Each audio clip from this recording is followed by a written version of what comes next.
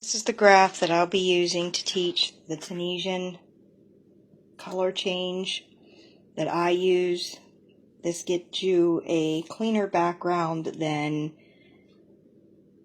the locking the bobbins in, since it gives you a very jagged edge, and I don't seem to like that. So I'm going to show this way, and it takes a little practice, but you will get it, and your color changes on your back will look seamlessly, and you don't need to lock bobbins in.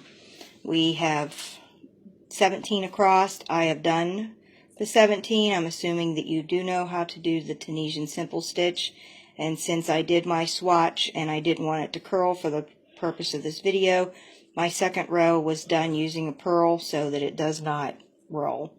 I have 17 of the main color for the 2 rows. Now I'm doing my 3 of the main color, then 11 of the background. Before a color change, you're going to be using 2 vertical bars, as in you're going to be crocheting 2 together. You're going to then use one of those vertical bars and the next vertical bar to add your background color, and then you will TSS across until a stitch before your color change, and then where your color change is, and I will be explaining that. Here is, we have 2 and we needed 3, and as I said, we will do the 2 vertical bars. So we have stitch number 3 and stitch number 4 we're going to be using. We go through both of those. Then we're going to grab our background color, and we need 11 stitches. We're going to use the 4th vertical bar and the 5th vertical bar. So we're going to grab 4 and we're going to grab 5. And we're going to pull through and leave yourself a decent tail. Now, we're going to simply Tunisian stitch across, but since we used this vertical bar already once, we're going to go back and we're going to use it again. And that's going to kind of lock this string in so that we don't have to flip the bobbins in the back. I like to work over my tail and then under my tail and over my tail, because it locks it in, and when I'm done I don't have so many tails to work over. Now, since we have 11, we're going to work our way across until we have 10, because we want to go to right before the color change. We have 1, 2, 3, 4, 5, 6, 7, 8, 9, 10, and we need 11. So for that 11th one, we're going to go under the 2 vertical bars, yarn over and pull through. Then we're going to grab our next bobbin and our tail, lay it down. We're going to use that 2nd vertical bar on the left hand side. It will be your 2nd vertical bar on your right hand side if you're left-handed. We're going to go through that vertical bar and the one next to it, yarn over and pull through. Then we're going to yarn over using the 2nd vertical bar that we had already used, go over our tail. Then, since we're at the end and we only need 3 stitches, we're going to pull the tail back. We're going to go through the V on the end, yarn over and pull through. And now we have the 17 stitches we need cast on. 1, 2, 3, 4, 5, 6, 7, 8, 9, 10, 11, 12, 13, 14, 15, 16. Where did I lose one? 7, 8, 9, 10, 11, 12, 13, 14, 15, 16, 17. No, we did not. Okay. Then you're going to cast off as normal, go across, and you're going to cast off.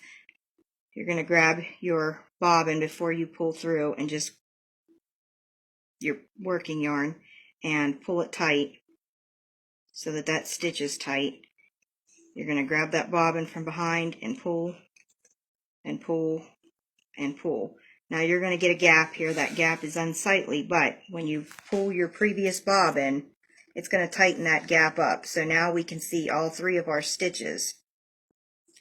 Then we're going to continue to cast off across.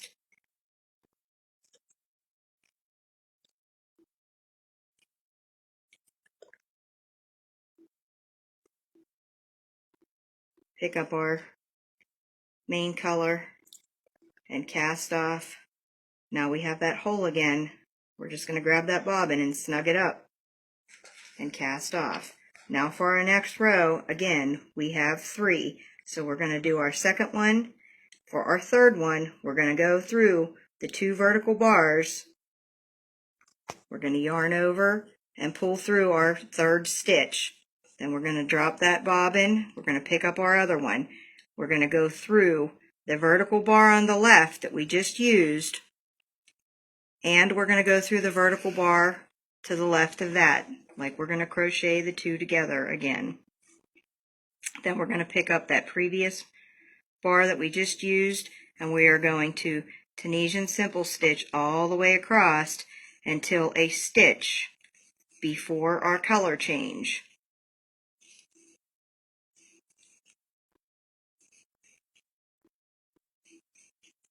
Now there's our color change, so we're going to use the 2 vertical bars. You're going to yarn over and pull through. Drop your other color, find that second vertical bar, go through that vertical bar and the one next to it, yarn over and pull through. Then we're going to use that second vertical bar again, and we want the V that's on our end so that we get a nice clean edge.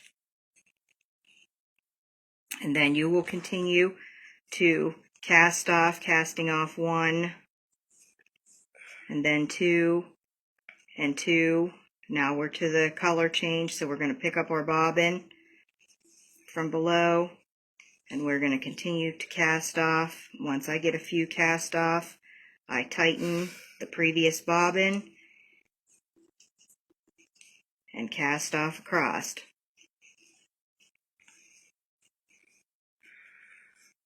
You will get into grabbing those bobbins and tightening up. It will become a second nature, like locking them in did. This will give you a nicer finished project, so when you flip your project over, this is my tail where it's not weaved in. And anytime that you pick up the color from below, this is the only time that you'll have a dotted line. But other than that, since this is only a small swatch, you're not going to be able to see how clean the back is. But from locking bobbins in, you're not going to get that weaved in jagged white edge that's wrapped all the way around. Thank you for watching, and I hope this helps you.